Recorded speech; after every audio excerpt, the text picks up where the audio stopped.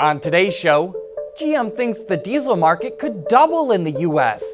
Toyota will test a fuel cell-powered semi-truck in California, and Chevy plans to introduce a new two-row crossover next year. All that and more coming right up on Autoline Daily.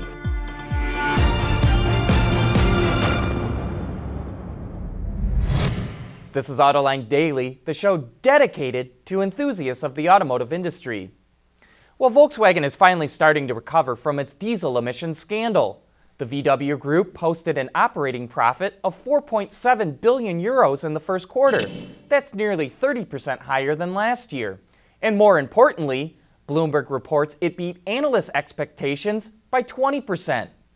The VW brand played a big role in that turnaround and posted an operating profit of 900 million euros through the first 3 months of the year.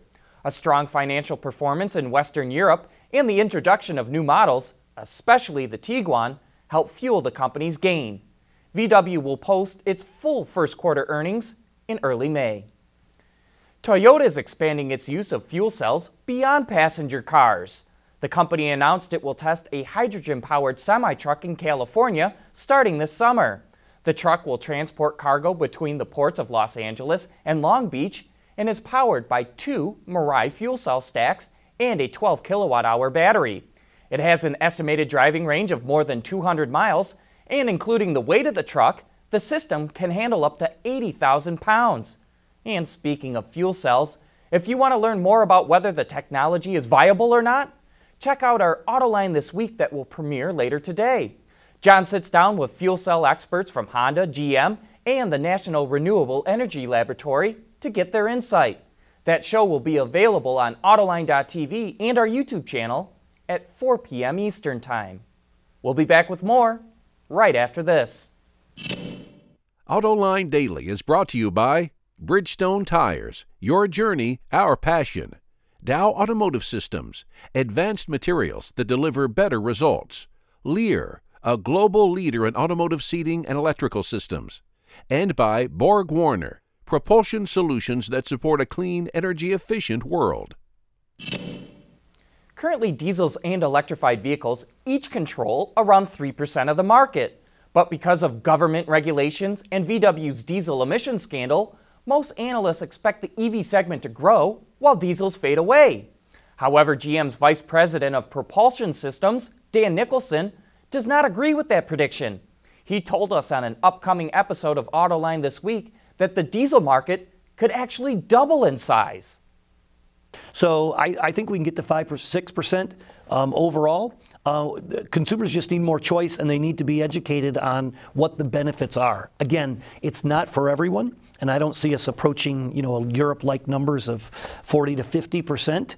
But I think there's a lot of consumers out there that are putting a lot of miles, highway miles, on their vehicle where there would be a positive payback. And there's really no downside because the fuels are broadly available. By the way, all Chevrolets are B20 capable, so biofuels are capable with our diesels. And one of the customer benefits is less refueling stops. So diesel consumers stop at fuel stations 10 fewer times per year than gasoline. And for most customers, that's kind of a pain point, not a pleasure point. So if you can do that 10 fewer times a year, that's a side benefit. Wow, I find that to be quite the stunning admission. It would be amazing if diesels were able to regain that much market share. As you probably know, GM is helping to lead the charge with diesel versions of the Chevy Cruze and Equinox and the GMC Terrain. It's going to be interesting to watch how these vehicles do when they come out and see if they can prove Dan Nicholson right. By the way, that episode of Autoline This Week premieres on our website and YouTube channel on May 18th. And coming up next, Chevy is planning to revive the Blazer. We set up an obstacle course to demonstrate Bridgestone's Blizzak WS80 tires.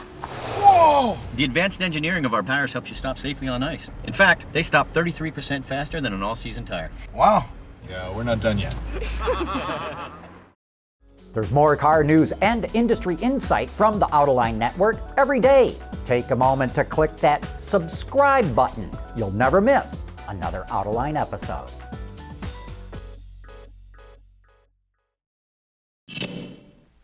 Opel has come up with a clever solution to transport your bicycles outside of the vehicle without having to buy an add-on carrier. Called the Flex Fix, it's a bicycle carrier that's been integrated into the back bumper of the vehicle. And to access it, you just pull it out of the bumper like a drawer and slide it back in when you're done using it. The new feature, which is available for the Atom, Corsa, Mocha X, and Zafira, can hold up to 4 bikes and costs about $630. Sales of crossover vehicles are soaring, and automakers are scrambling to meet the demand. Earlier this week, we reported that Honda will start production of a short wheelbase version of the Pilot next year that only has 2 rows of seats. And now Ward's Auto and its partner Auto Forecast Solutions reports Chevy will bring its own 2-row crossover to the U.S. next year. It's tentatively being called the Blazer and will slot just below the Traverse. The 5-passenger CUV will also be built on the same platform as the Traverse. However, it will be closer in size to the GMC Acadia.